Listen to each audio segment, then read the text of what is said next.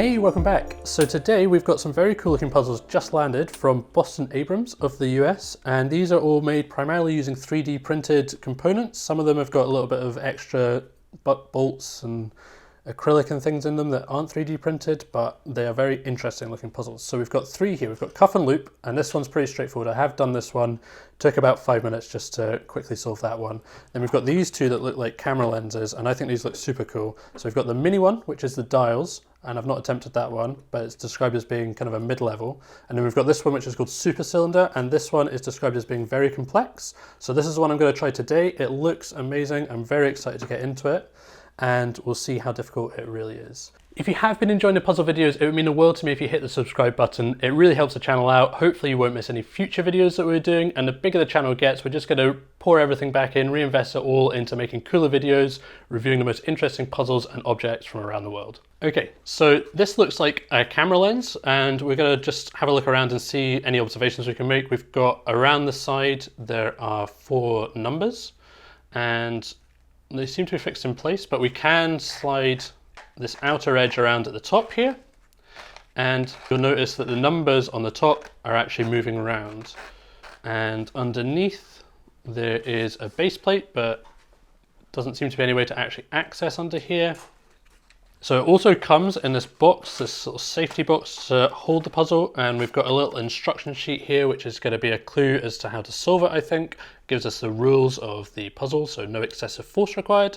The included silver Allen keys are not to be used in the puzzle. It's for disassembly if needed, solve in a well-lit room, and inspect all documents carefully. So we've got that, and then this box is just to hold the puzzle, but it's 3D printed as well. It's got these magnets, so it's got a pretty satisfying way of closing, and a nice little addition, I think, to the puzzle. So next up, we're going to be having a look and seeing if I can solve this one. So if you do want to watch that, stay tuned. If you don't want to see the solution for this one, I would recommend you stop watching at this point.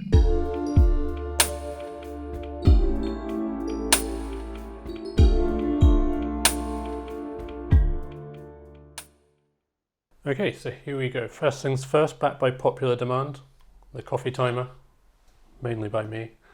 And here we have the box that the puzzle comes in. So it's just pretty much a carry box. We've got these Allen keys down here, but the instructions tell us that the Allen keys are not to be used in the puzzle. So I don't think any part of this box is actually used for the puzzle, but we do have here the rules, and the last rule is inspect all documents carefully. So I'm assuming this is going to be a clue and possibly something that we need to refer back to later on. So we've already had a look. We can spin this dial here. We've got these different colors and these numbers here, and I think this works similarly to a combination safe. It seems like you have to do one full rotation round on the first, and then it picks up the second, full rotation round, picks up the third, full rotation round, and it picks up the fourth.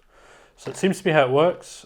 And then you can obviously manipulate the numbers this way and get them to read a combination. So I don't know whether we're going to need to find a combination perhaps that allows us to open the box or something.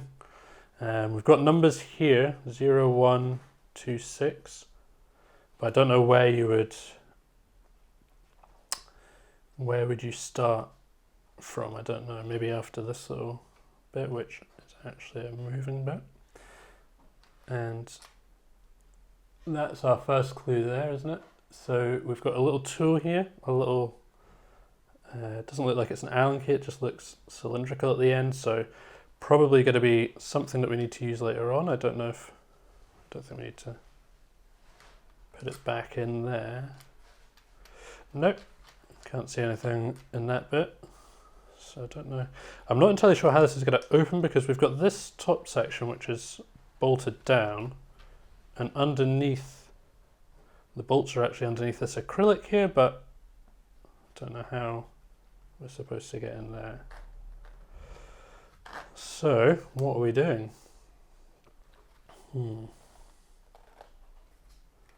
Oh, okay, look.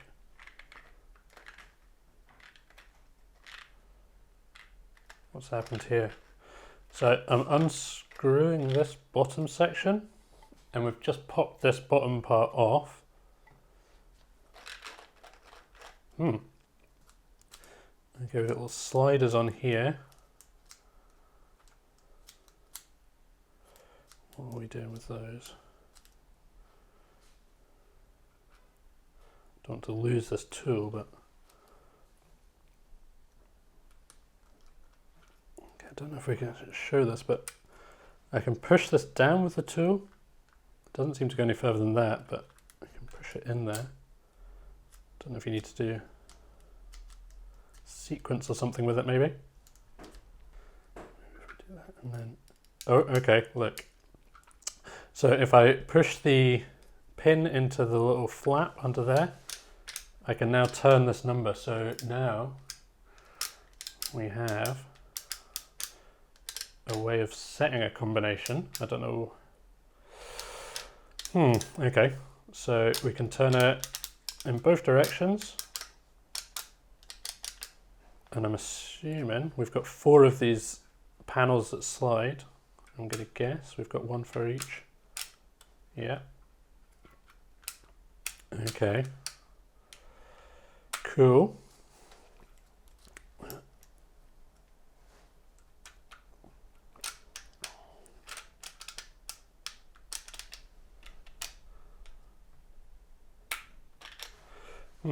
So maybe what we need to do is match these up.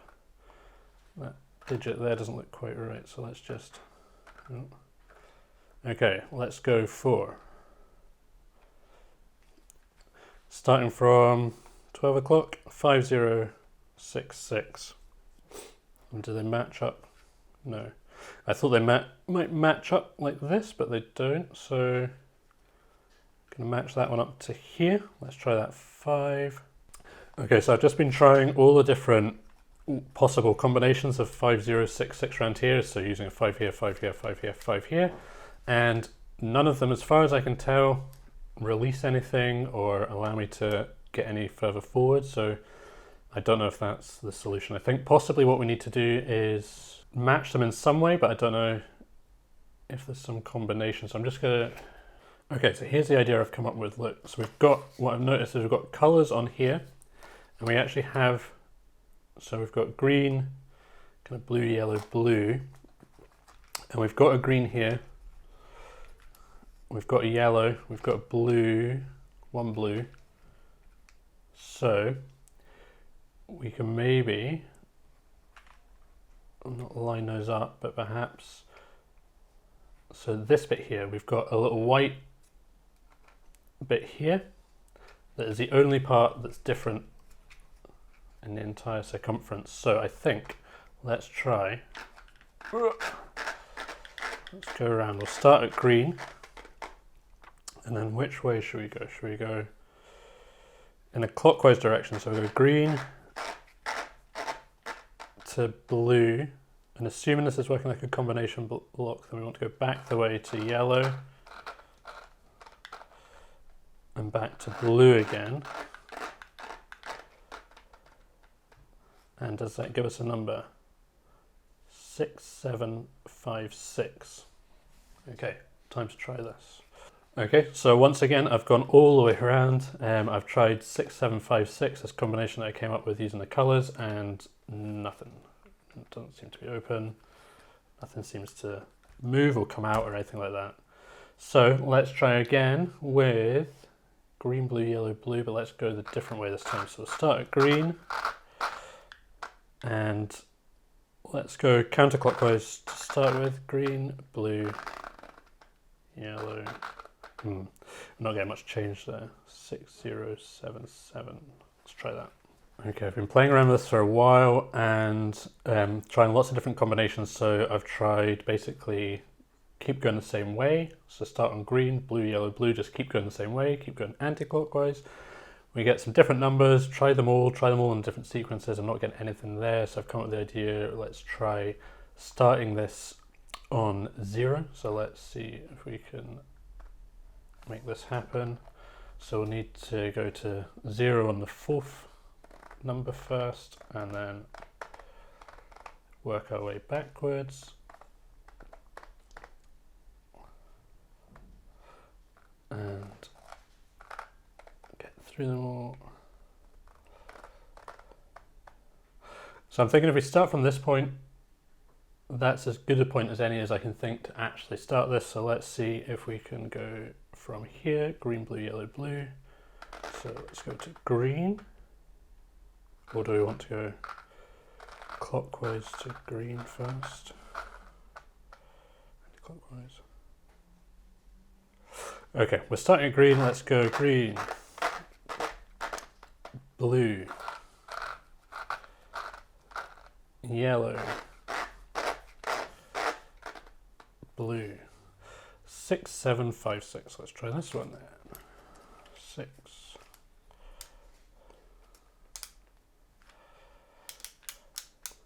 7.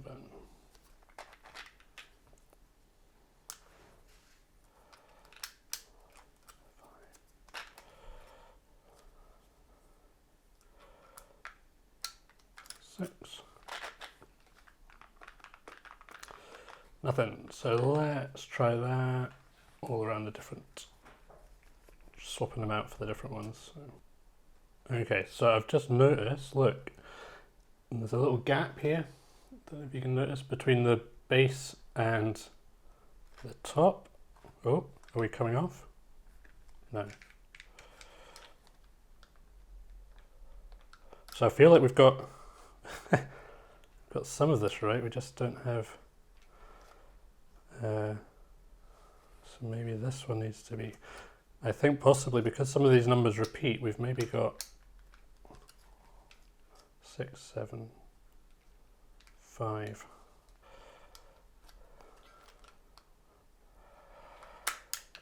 Let's see.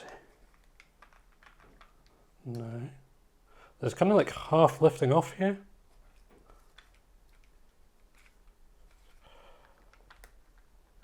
Not quite. 6, 6, 7.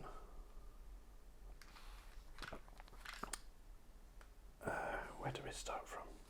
I'm now confusing myself by trying to do half the puzzle at once. So 5, 6. No. Okay. It definitely seems like we've kind of got something right over here.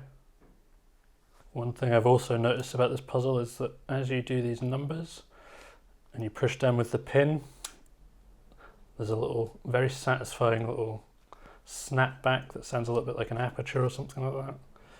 I don't know if it's intentional or not, but it's quite satisfying for a camera themed puzzle. So 6207.